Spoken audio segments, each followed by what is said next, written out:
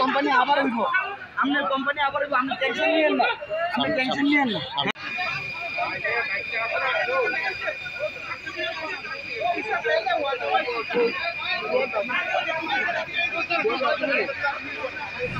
ভয়াবহ অগ্নিকাণ্ডে পুড়ে ছাই কাঁঠালতলী ইন্ডাস্ট্রিজ এলাকার চিরামুড়ির ফ্যাক্টরি।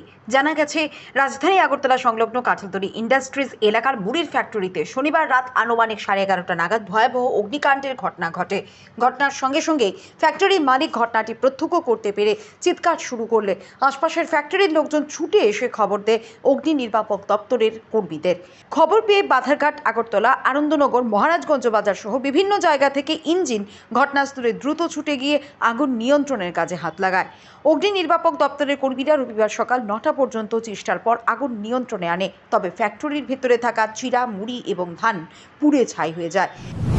আমতলী থানা এবং আগরতলা ফায়ার সার্ভিস থেকে যে কাঁঠালতলী ইন্ডাস্ট্রি মুড়ি খই টই আছে, যেটা আগুন লাগছে, বৃহৎ আগুন, আমরা মুভ করি। আমরা লগে লগে মুভ করছি, আয়া দেখলাম যেন আমরা জল টল দিতেছি নির্দেশনা, কিন্তু দেখা যাচ্ছে গ্যাস লিকেজ।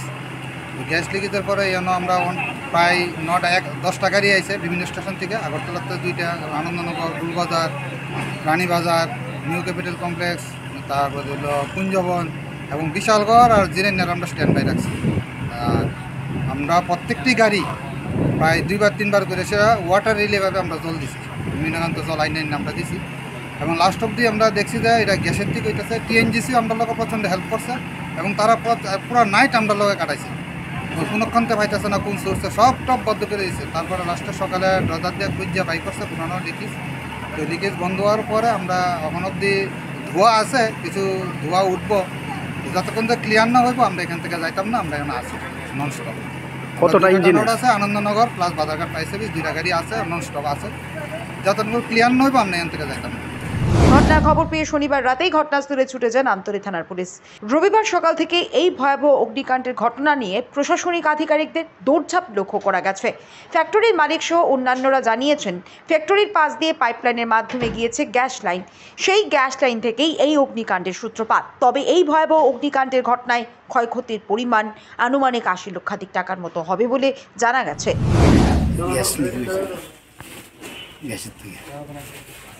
আপনারা কিভাবে খবর পাইছেন এবং এনে আছে এই জায়গাতেই আছে? কয়টা নাগাদ লাগছে?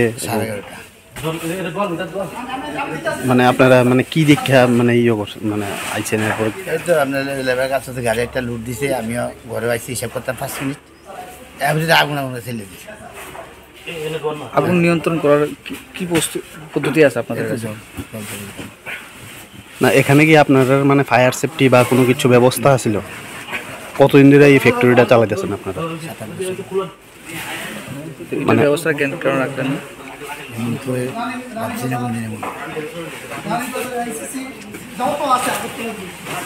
কত টাকার অনুমানিক ক্ষয় করতে পারবেন আপনার?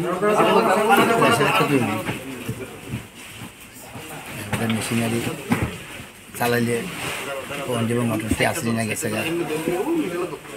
এটা কি মানে কিসের ইউ আসলো? গোডাউন, মুড়ি ফ্যাক্টরি।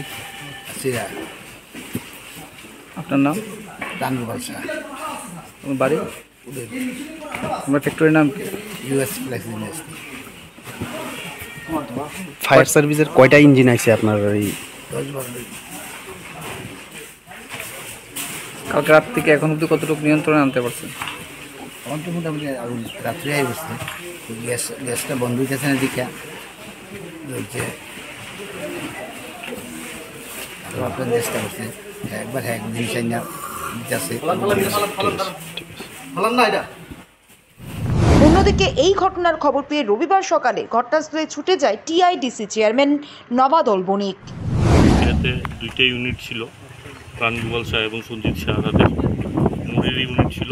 2টা ইউনিটই তাদের বড় ইউনিট ছিল, যার মাধ্যমে শুধু আমাদের রাজ্যে সাপ্লাই হতো না, তারা বহিরাজ্য সাপ্লাই করতো তাদের মুড়ি।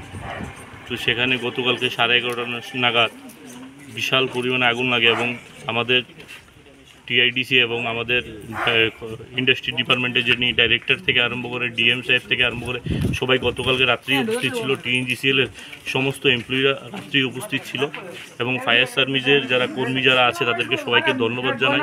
তারা সবাই যারা আমি এখানে এসে শুনলাম যাদের অফ ডিউটিতেও ছিল তারাও এসে আগুন নিবানোর জন্য সবাই মিলে হেল্প করেছে এবং এই এলাকার পুলিশ প্রশাসন থেকে আরম্ভ করে এই এলাকার আম জনতা প্রত্যেককে ধন্যবাদ জানাই। তারা অলরেডি রাত্রে নাগাতি আগুন অনেক বড় লেগেছে, তার জন্য অনেক ফায়ার সার্ভিসের মেশিনে আসতে হয়েছে এবং তারপর অনেকটা সময় লেগেছে, কিন্তু কন্ট্রোলও করা হয়েছে। অন্যান্য ইউনিটে যায়নি, 2টা ইউনিটই বৃহৎ ক্ষতি হয়েছে। তো আমাদের ডিপার্টমেন্টের তরফ থেকে অ্যাসেসমেন্ট করা হচ্ছে এবং যেহেতু আজকে বন্ধ আছে, কালকে বন্ধ আছে, আগামী মঙ্গলবার দিন অ্যাসেসমেন্ট করার পরে আমরা কি করব তাদের সহযোগিতা সেটা আমাদের তরফ থেকে বলা হবে এবং তাদেরকেও ইন্স্যুরেন্সের ব্যবস্থা আছে। তো নিশ্চয়ই সরকার এবং তাদের পক্ষে আমরা দপ্তরের তরফ থেকে আমরা 100% সহযোগিতা করব, এটাই আমাদের বিশ্বাস, তাদেরকে আশ্বস্ত করছি। এবং আমাদের আগামী দিনগুলোতেও বাকি ইন্ডাস্ট্রিয়াল সাইটে যেন এরকম যেন না হয় তার জন্য আমরা আরও বেশি করে কিভাবে ব্যবস্থাপনা করা যায় সেই দিশায় আমরা আগামী দিনে স্যার ক্ষতিপূরণ কেমন হবে? আনুমানিক কতটা মানে দেখুন এখনও অ্যাসেসমেন্ট করা কমপ্লিট হয়নি। অ্যাসেসমেন্ট করলে আমার যা দেখা হয়েছে বড় ফ্যাক্টরি অনেক বেশি হবে, 50 লাখের উপর হবে, কিন্তু অ্যাসেসমেন্ট করা হলে সঠিকটা বেরিয়ে আসবে।